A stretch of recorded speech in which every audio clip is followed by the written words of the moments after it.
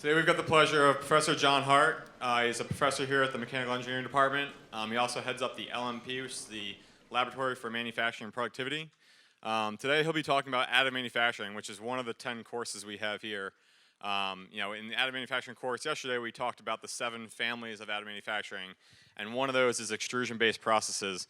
And that's what John's going to talk about today, so I'll let him have it and listen up, some good information. Okay, thanks Derek. Nice to be here with you all. I hope you're having a blast with the BWSI Summer Institute so far. I just want to say I think it's a really awesome program that the Lincoln Lab folks devote their time and energy, and you're working with a bunch of brilliant engineers who do really amazing engineering, and I'm sure you'll get a glimpse of some of the things they do and some of the things other faculty at MIT do. So, please get as much as you can out of the experience and hope you have a blast along the way. I'll take just an hour or close to that to tell you a bit about my research and my perspective on the emerging area of 3D printing, which I'm sure most, if not all of you, have heard of. Maybe some of you have used 3D printers before. Let me see, show of hands. All right. That's great. It's really taking flight, and nothing better than seeing 3D printing, a new fabrication tool being used in education, in robotics projects, et cetera, et cetera. And thank you for not using your phones. I will give you an exception. If any of you has a 3D printed phone case like I do, you can use your phone. Anyone have a 3D printed phone case? All right. There we got one. Okay. I'll keep an eye on you. Get started. So the title of my talk, Adventures in Extrusion Additive Manufacturing. Let me unpack that a little bit.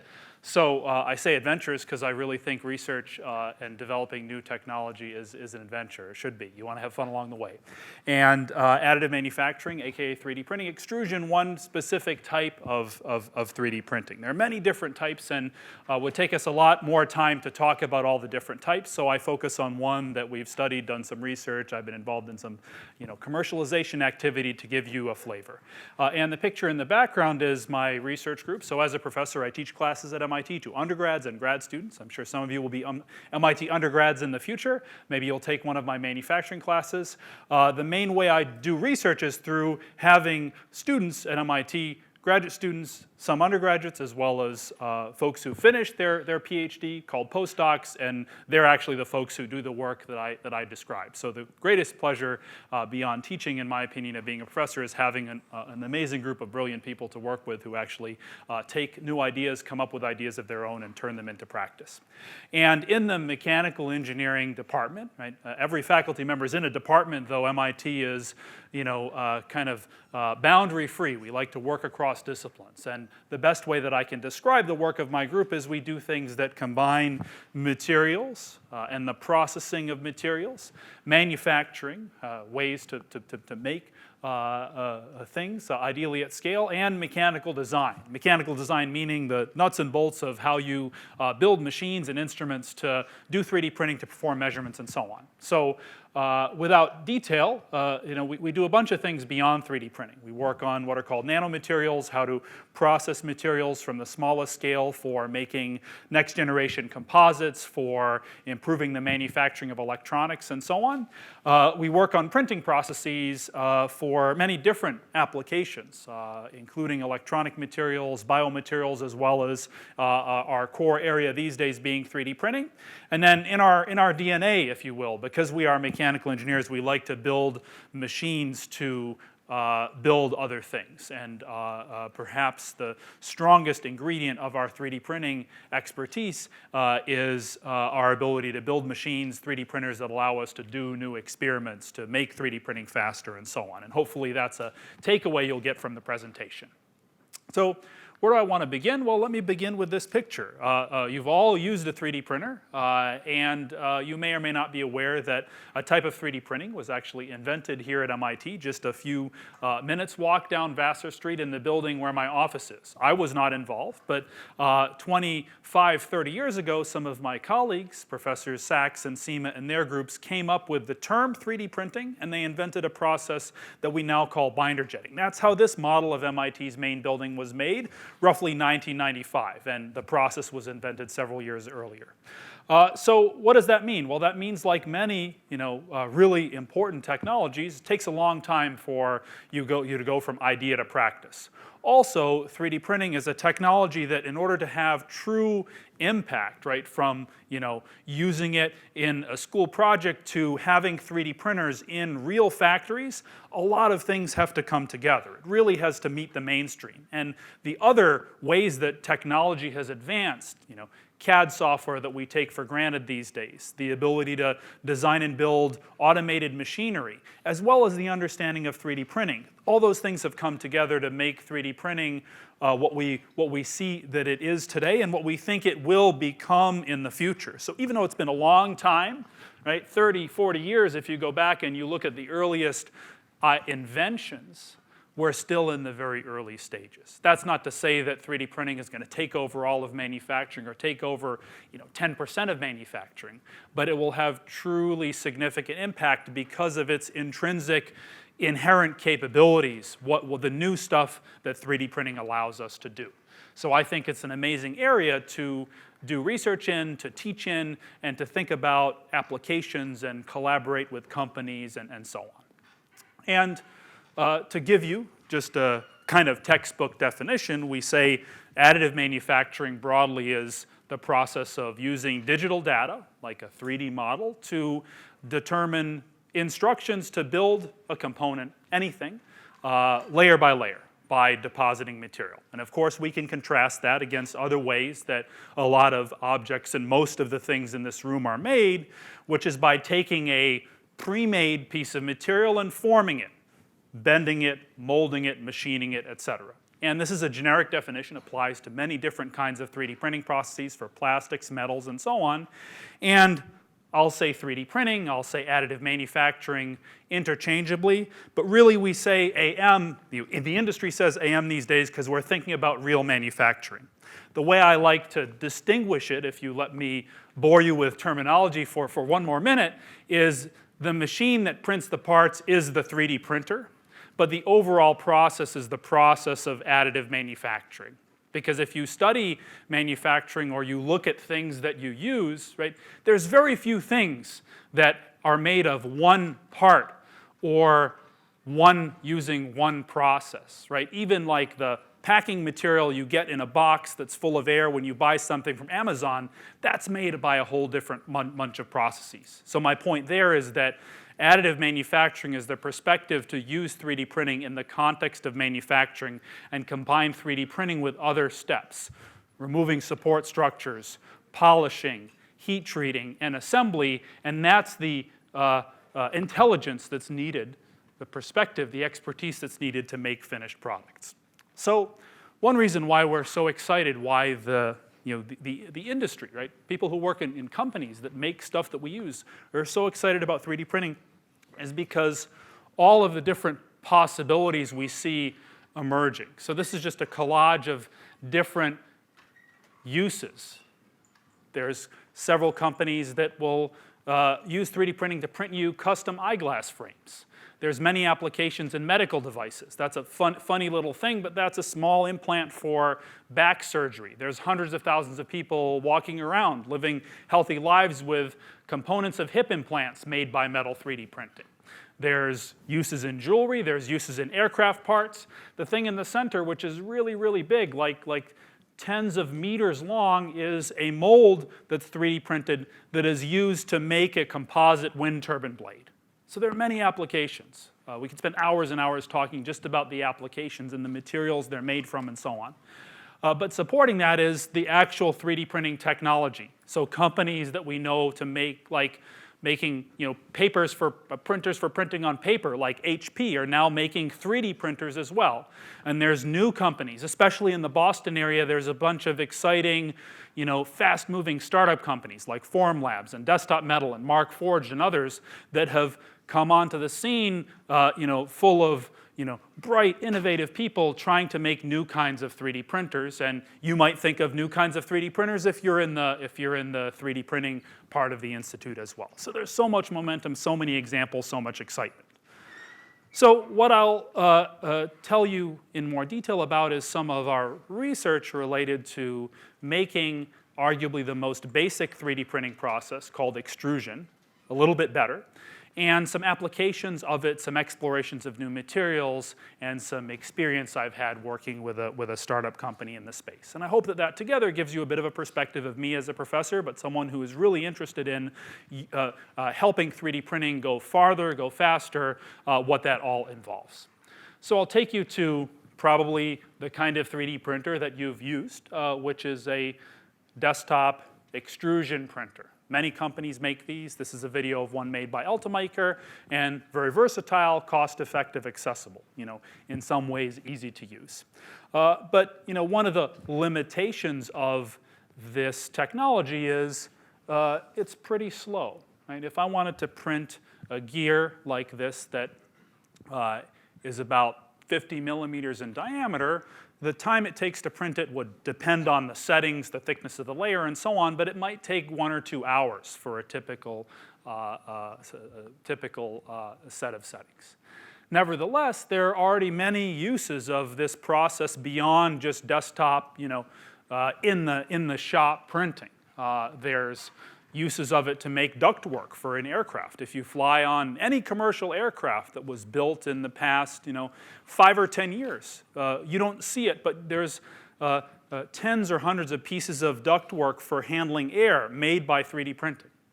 There's also companies that have arrays of small desktop 3D printers tended by robots that make customized products. Things like, believe it or not, custom cookie cutters are made by this process. And then there's many companies called service bureaus. That's a name for a company that does 3D printing as its business that use more industrial-grade extrusion printers, where they look kind of like refrigerators, and they're glowing because they have uniform temperature control. The company that makes these is called Stratasys, and they were one of the first, and they're still one of the biggest working on this technology. So one of the things that my lab worked on starting 4 or 5 years ago, so I'm starting with a bit of an older project, relative to our sense of recent history, is ask, well, why does it take so long for one of these desktop printers to print a simple part? What limits the rate? Right? Because we always want 3D printing to make us useful things and make them with high quality and strength and so on, but faster is better.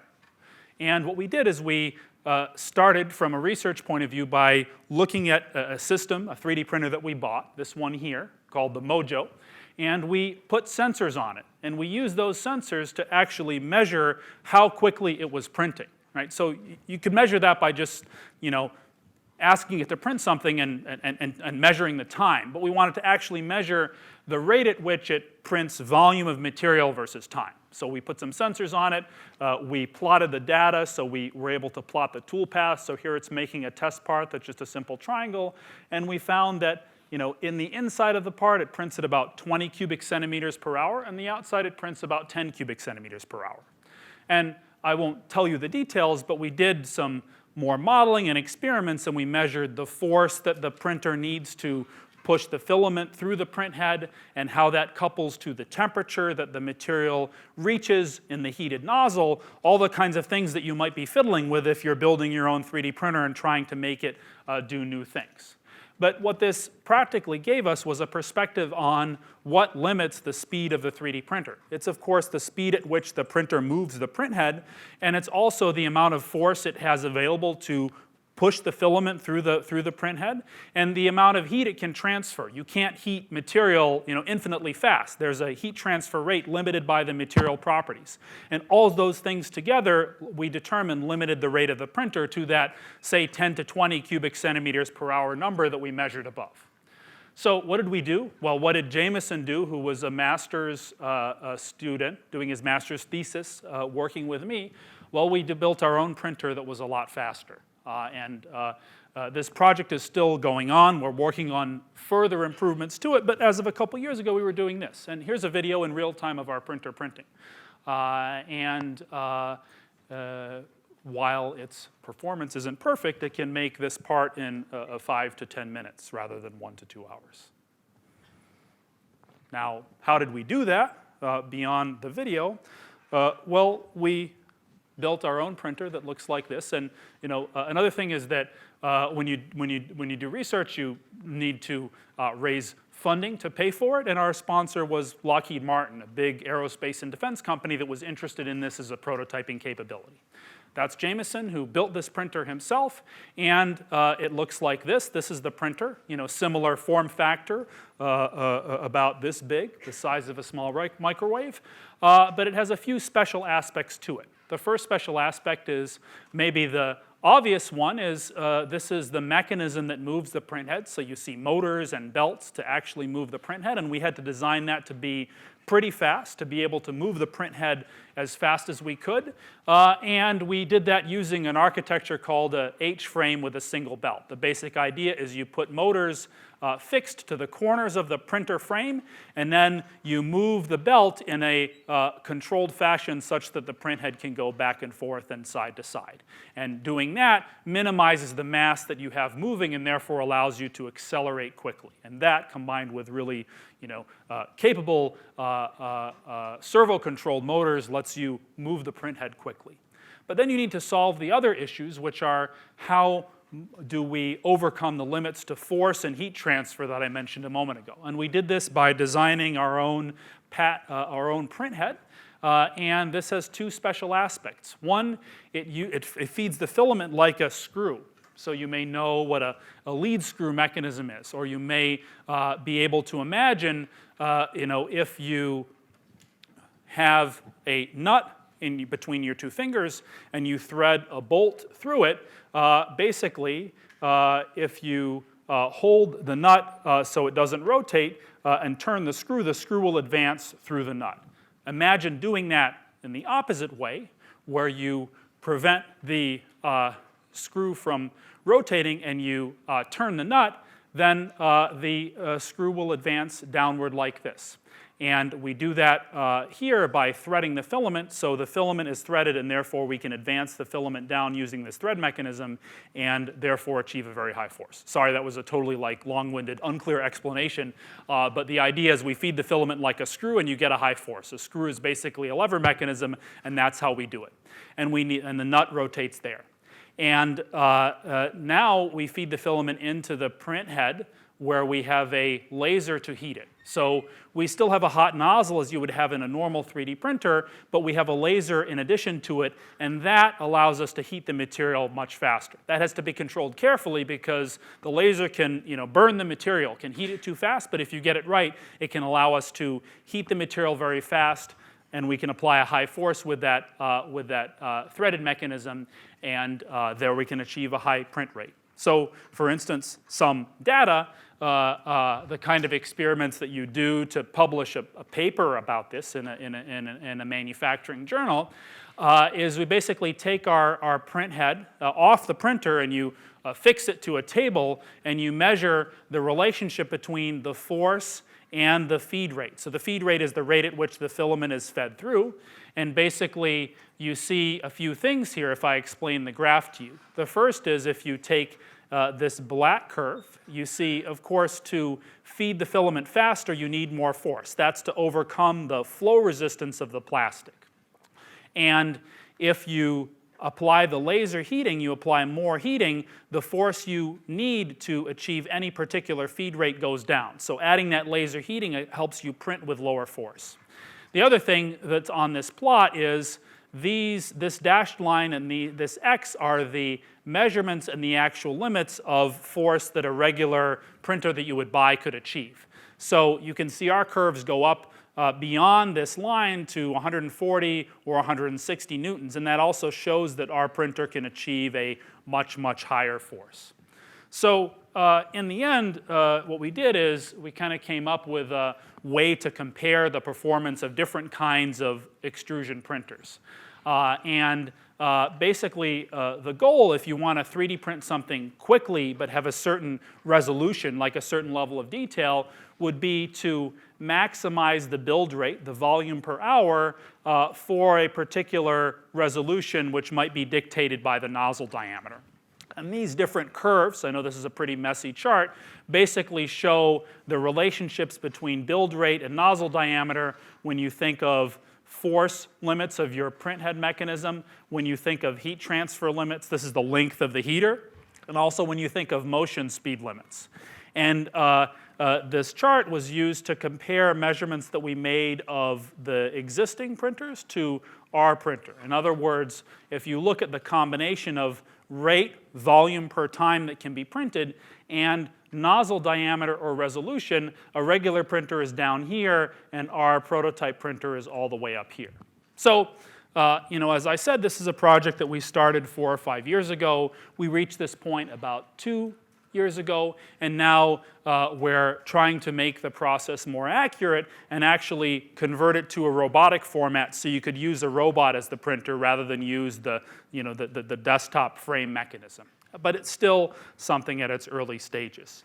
But the idea of being able to 3D print anything, right, faster is interesting, I think, because speed is cost effectiveness. If you have to buy a printer but you can print more things per time with it, then it's more cost effective if it's faster.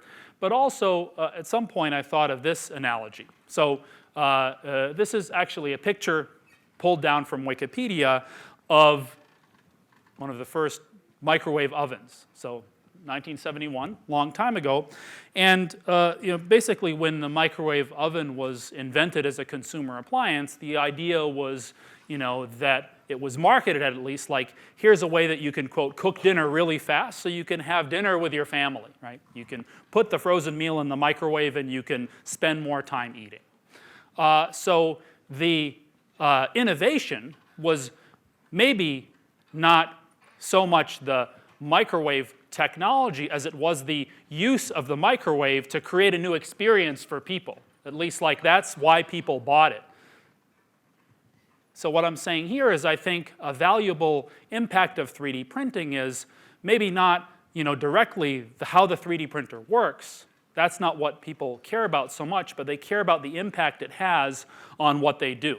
So as 3D printing becomes faster, more accessible, if you can 3D print things really quickly, you can think of new ways that 3D printing could allow folks to do their jobs. So maybe not our printer specifically, maybe, I would hope so, you would see in the future 3D printers in vehicles that are driven by repair technicians, right? If a technician goes to a house or a business and repairs the air conditioner or the refrigerator or some piece of industrial equipment, maybe they don't need to keep spare parts in catalog or go to the warehouse or order them. Maybe they can print them on site or print at least a subset of them. So it changes how people work.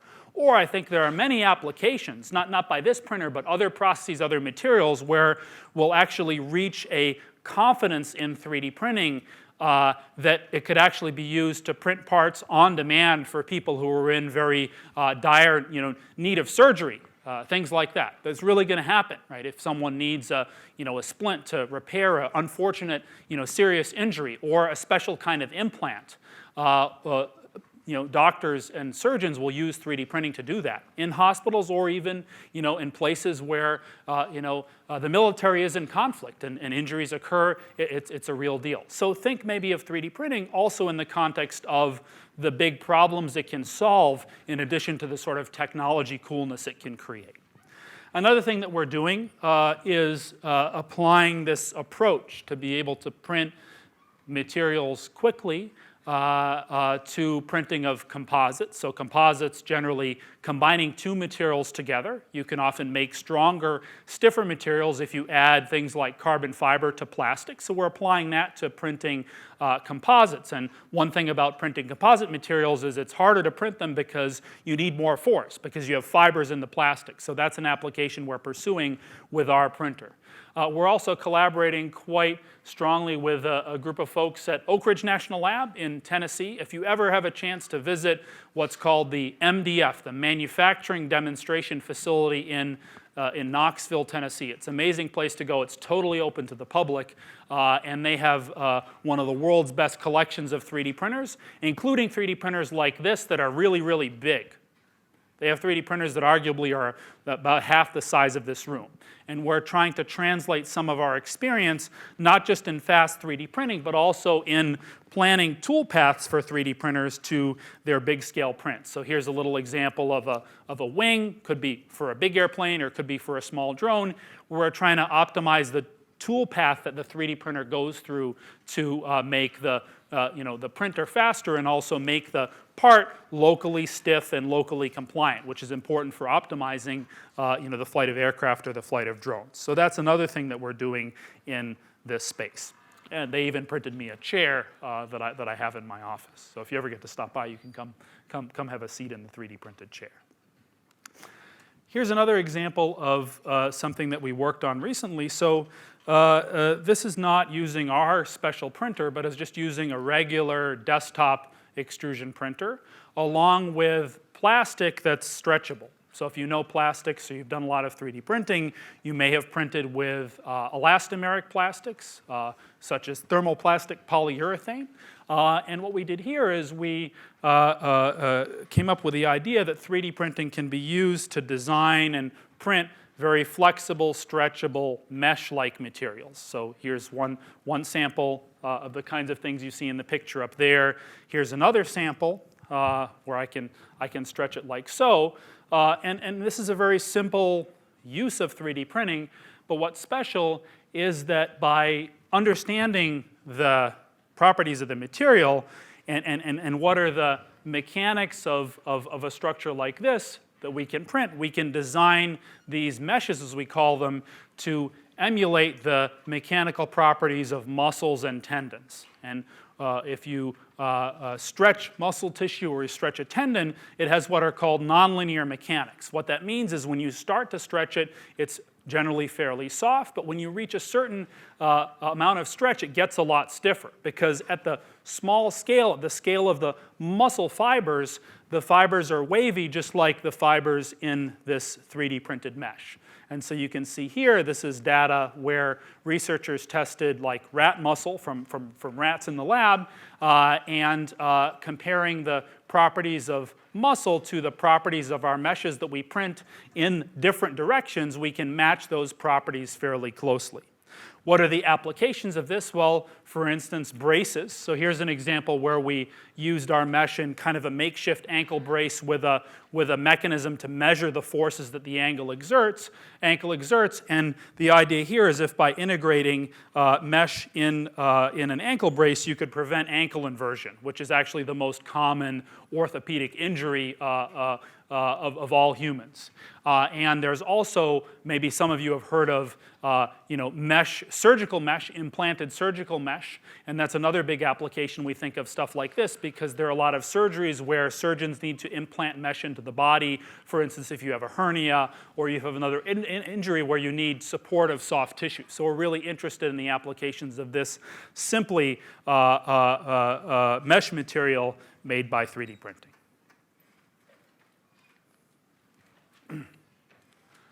All right. So before I go to the next section, maybe I'll pause and ask if there are any questions here. Yes? I have a question about your mechanism. Yes. As you're turning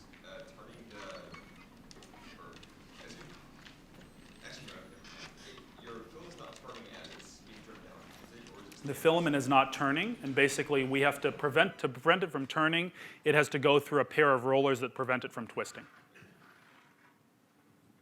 Other questions? Yes. I had a couple questions. I was wondering about sort of the commercial application of this technology, and now that you've sped up the process of 3D printing, how does that affect price, and would you still be able to sell a 3D printer at the price points you're currently selling them? Yeah. And the second question was, the shoes you're wearing, I was wondering if there's any 3D printing material. Yeah, good eyes. Yes, there's 3D printing in the shoes. I'll answer the first question first. So for the fast printer, I think the applications are probably twofold. One is just a 3D printer that prints faster, and therefore you can print more things with it, and therefore your cost of owning the machine per part printed is lower, and you can also make people work faster. Second, using our technology to print composite materials, which are harder to print because of their intrinsic properties. If I said we were going to manufacture and sell the printer, it would cost more than, say, even a $2,000 to $3,000 current plastic printer. It might cost $10,000 or $15,000, but the idea is you'd bring more value to the customer. Second question, yes, in fact, I'm wearing shoes that are in part 3D printed. These are made by a different process, a process called stereolithography. Actually, the shoe is a regular shoe, but only the midsole, which I'm pointing down here, is 3D printed. And it's a shoe made by Adidas, but the midsole, the part that's 3D printed, is a lattice structure that's printed by a company called Carbon, or Carbon 3D. So maybe you've heard of them. If you haven't, just go to carbon3d.com and you can see a lot of cool stuff about their process. They also are making liners for athletic helmets, football helmets. There's NFL players wearing this stuff. It's a very cool, now quite sizable startup company from a few years ago. Up there?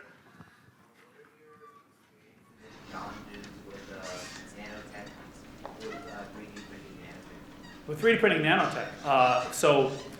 One thing we're working on is 3D printing nanomaterials. So taking nanoparticles, taking carbon nanotubes and trying to formulate them into inks that can be 3D printed. And our experience is there you could maybe do some other new things. So you could print conductors that could be stretchable, for instance, or you could print materials where you have particles organized in particular ways that give them special optical properties. There's also the idea of printing at the nanoscale, printing very small features, and we don't work so much on that, but I think there's a lot of interesting possibility there. All right, great, so many questions. Maybe I'll go to balance, go over there. What 3D printing process do you use to create the mesh?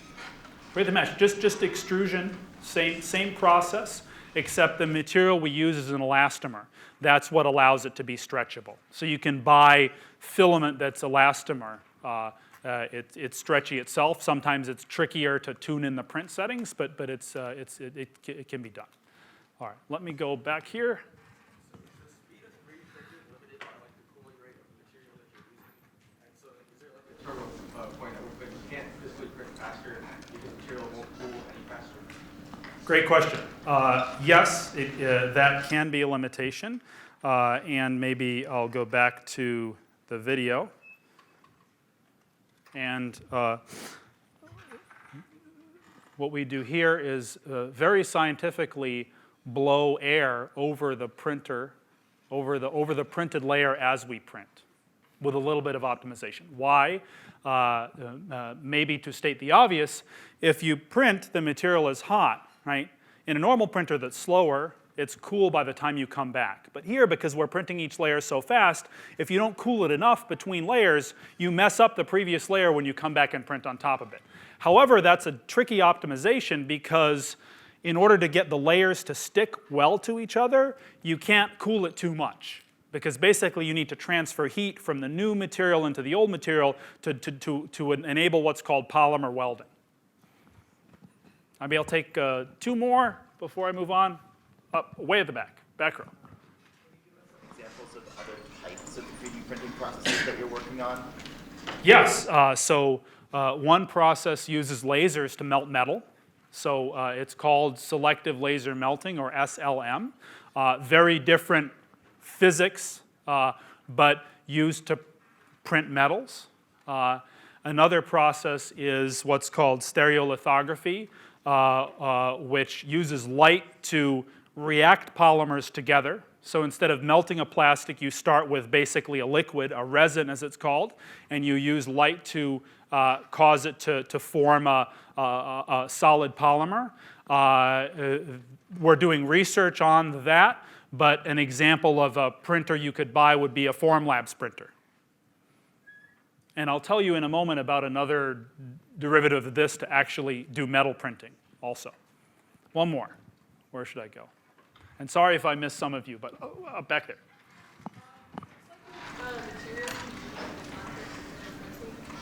Sorry, say that again?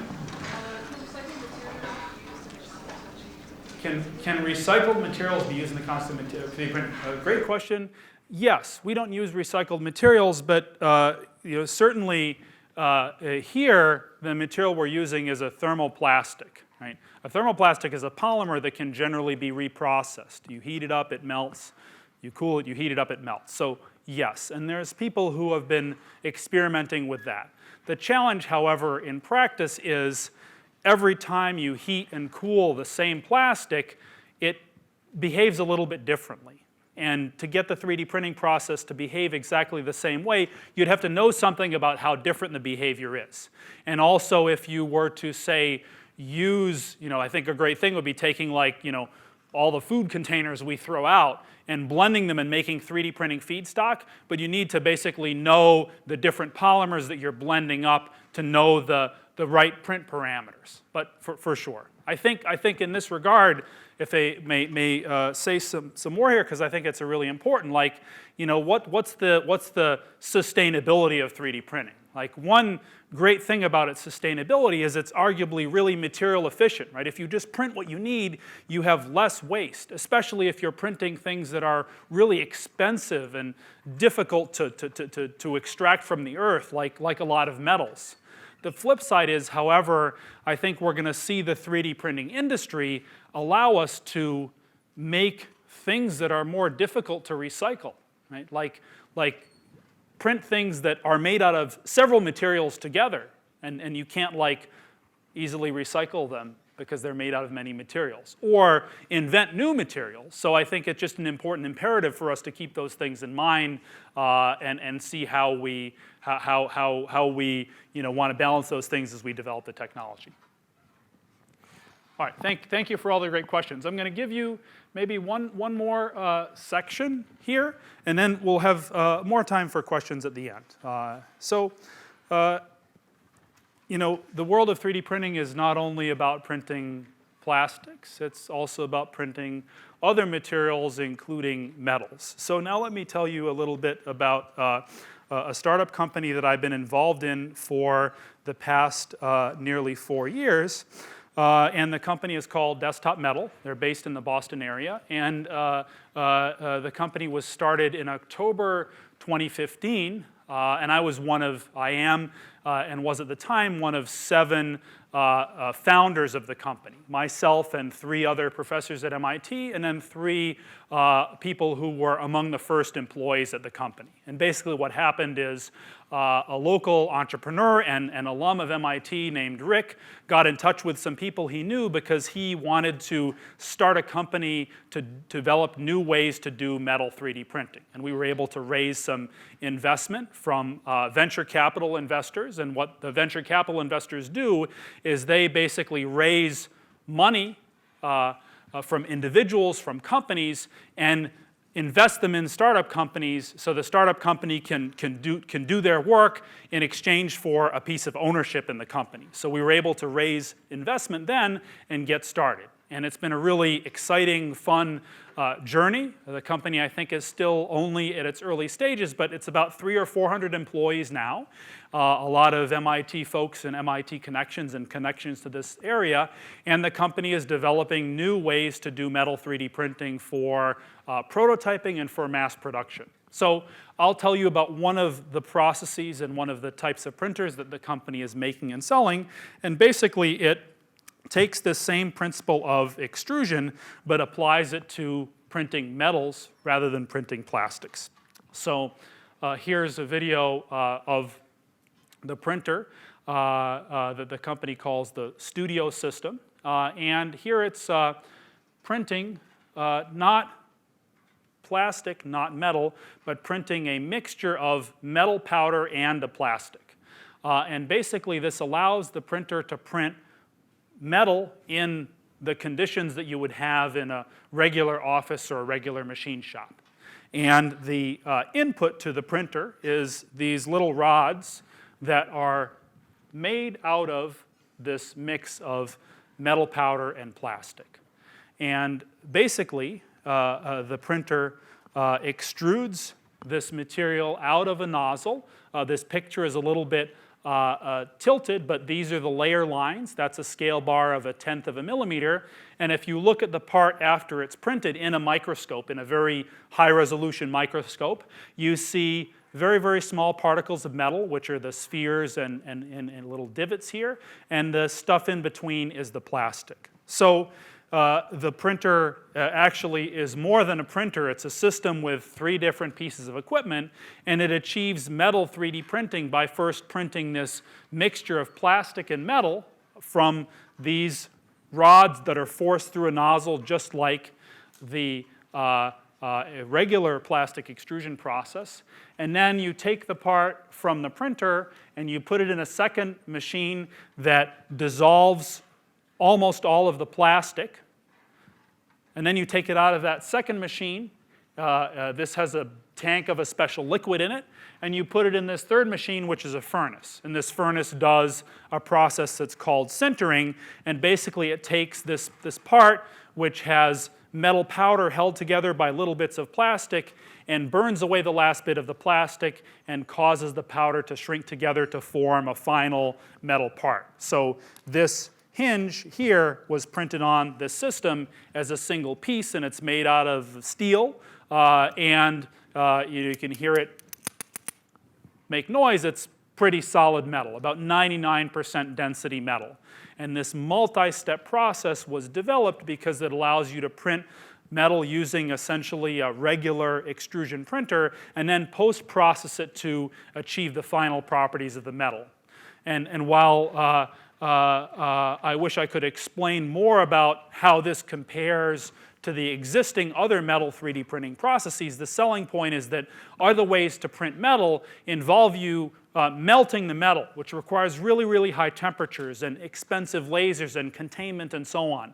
So developing a metal printing process that avoided melting the metal was one of the company's ideas to make metal printing more accessible to a larger community of users. And what that means is while this system is not as cheap as your desktop plastic printer, it costs $100,000 to $150,000 or so. That price is attractive to a lot of companies and machine shops at universities, and lets metal printing be more accessible for prototyping and then eventually for production using a series of other systems that the company and other companies are developing.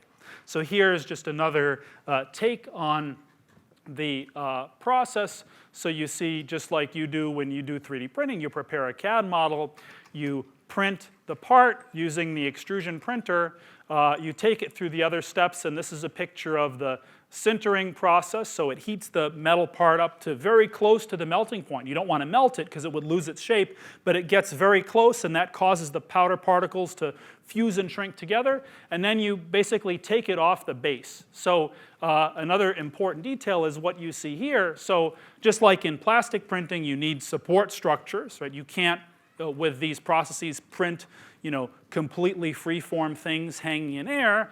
And the printer actually prints 2 materials out of 2 nozzles. This is the material that contains metal powder and becomes the part. The same material is used for the supports. And then the light-colored material in between is what we call an interface layer, and it's actually made of ceramic.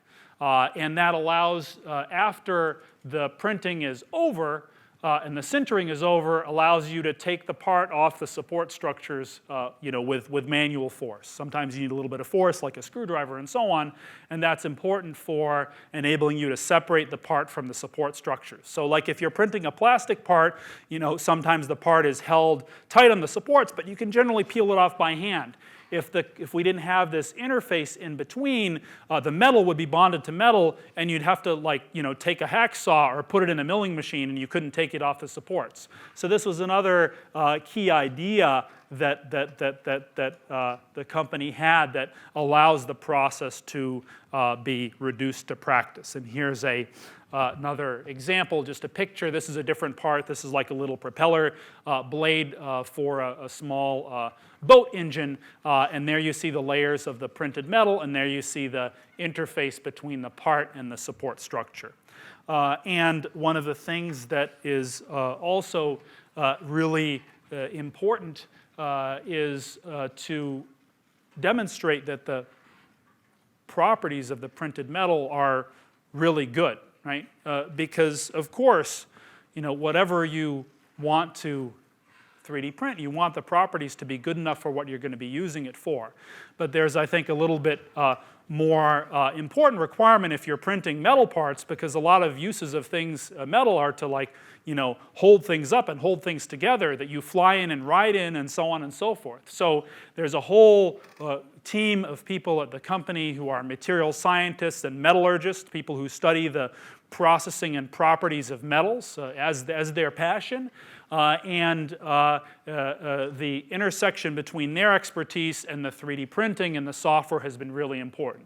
What you're seeing here is just simply a data sheet, a specification sheet for the printed steel material, where you see a picture in a microscope of the microstructure. So this shows that the part is really solid and has different grains of material in it, like you would expect from a metal of this type, with small voids, but that's okay. And that the properties that you can achieve, and maybe some of these properties are unfamiliar to you, that's okay, are basically comparable with standards that industry publishes, and standards for properties of the same material that you would process other ways. So the requirement for metal 3D printing, or for really any new process to be used in industry, is to be able to show that the properties of what you print in terms of measurable values are equivalent to the properties that they would expect if they, say, made the part by machining, or they bought a block of steel and they machined it. And that comparison and establishing confidence in that comparison is really important. So from the industry point of view, it's you can have the greatest technology that's faster or more cost effective, but if you don't show the properties of what you make are consistent and good enough for what industry needs, it won't go anywhere in the masses. So that's another important thing for the whole 3D printing industry to develop. So let me just, before I hopefully hear a few more questions, I want to close with a bit more of perspective, because you all are young and looking forward to what you want to do in the future, where you might want to go to college, what your eventual career would be, and sure, there are many exciting decisions and uncertainties ahead. If someone had asked me when I was your age, will you be a professor, will you get a PhD, I would have never thought that would be the case. But I always think it's interesting and important to put your ambitions in the context of what are the most important problems for the world to solve. So let me comment on that by saying this. So, I spend my professional life focusing on manufacturing. 3D printing is one part of manufacturing because I really like it. Right? If I didn't really enjoy it, I wouldn't want to do it, no matter how important it is. So you got to enjoy what you do. But second, the realization that manufacturing touches our lives in so many different ways, right? Maybe you don't, but I think I take for granted, like, what manufacturing brings to the food we eat, the clothes we wear, the way we communicate, et cetera. And no matter what one thinks of politics and geography and so on, manufacturing is a globally shared resource. Products span the globe, electronics, toys, whatever, made in factories and come to us in this amazing way. And if you study a little bit of history, you might think of this comparison. So consider what automotive manufacturing looked like 100 years ago. 1918, Henry Ford invented the assembly line. Interchangeable parts were a step change in the auto industry.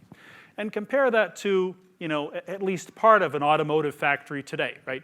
Manufacturing is not nearly all robots. There's still a lot of humans, but there have been huge changes in those past 100 years. In spite of that, there's actually a really interesting comparison I think you can make. The fact that cars in 1918 versus 2018 have become so much better and capable, but also along the way, we've made them 10 times more complex and also made them cost, in adjusted dollars to like today's value of money, 10 times as much. So I'm not talking so much about cars here as I'm talking about the fact that I think manufacturing is amazing, touches our lives in so many ways, but if you really study how manufacturing happens and what it takes to get a product made, you realize that we've also created extraordinary complexity, right? And as the world continues to grow, right, and there's more people, and there's pressures on, the climate and the food we have to eat and the minerals we can extract from the earth, there will be more and more pressures. So I think that ways to improve manufacturing, whether it be 3D printing or whether it be better, more sustainable materials, or whether it be ways to better manage the way that material is sold and distributed and so on, are going to be really important to the sustainability of the planet. And knowledge of materials and manufacturing and robotics and communications and the other things you're studying all really relate to the important problems of the world. So, and also pushing the limits of human experience, right? Space exploration and autonomous driving and robotics and all the really cool, fun things that we're also working on. So with that, I will wrap up, and I would be very happy to have any more of your questions. Thank you.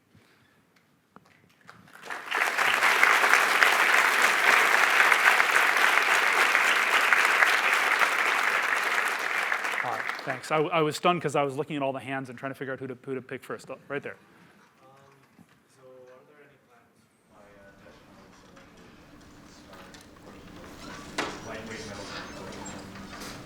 The question is, are there plans of desktop metal, the startup company I mentioned, to work with lightweight metals such as aluminum?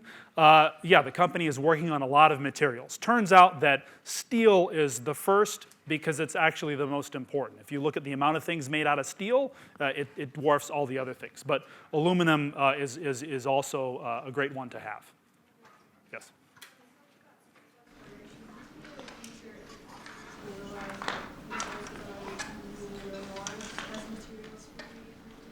The question is, can you use resources on the moon or Mars as materials for 3D printing? People are thinking about that. I don't know if there's a solution yet, but I bet at some point in the future there's 3D printing in those remote locations. There's 3D printing, in things that are flying far out there. And as we learn more about what's in the actual, Earth there, interplanetary Earth, we'll figure out ways to harvest those resources and do manufacturing, right? And Professor Ali Dweck, who's in Aeroastro here, he thinks about systems engineering and those long-term things, and he's actually done research to say, to go farther, that's the only way. You have to be able to make stuff far out there if you want to go even farther, because, the farther you go, the more you need, and it doesn't work in your favor. All right, up there. Yes?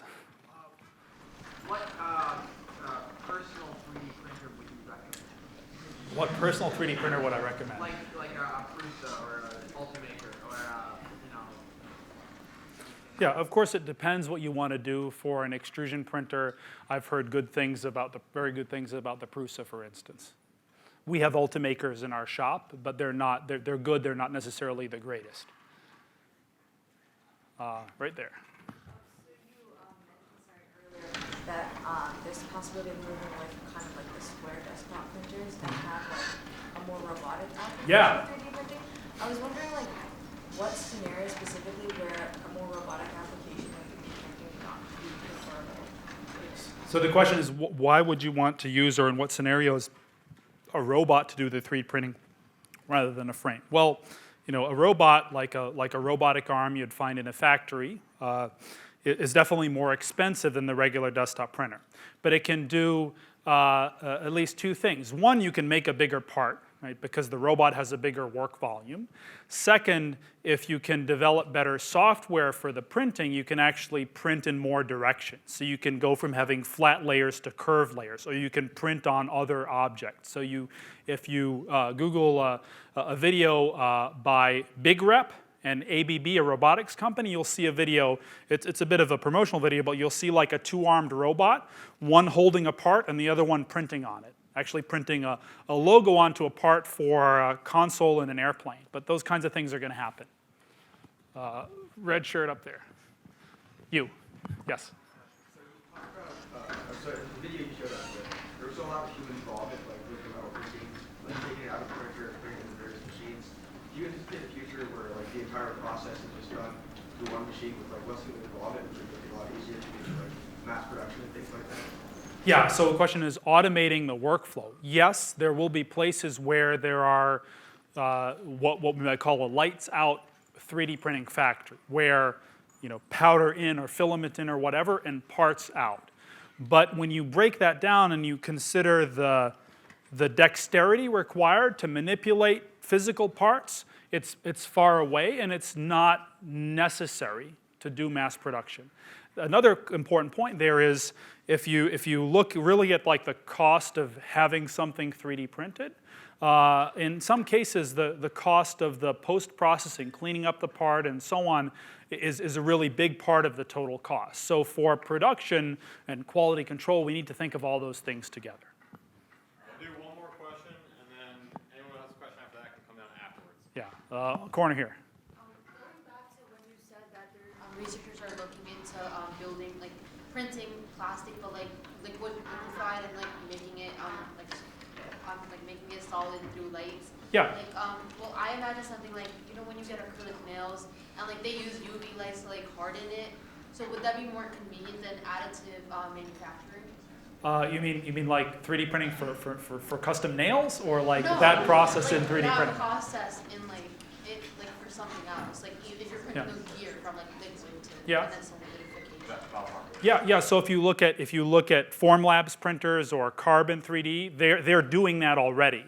And often the what's better depends on the material and the application. So like this lattice structure, this is made by that process because the process can make such an intricate geometry. I couldn't easily extrude this because of the detail required. But this is required also special materials, so it's durable and flexible. If that answers your question. Thank you. Thanks a lot. Thank you all.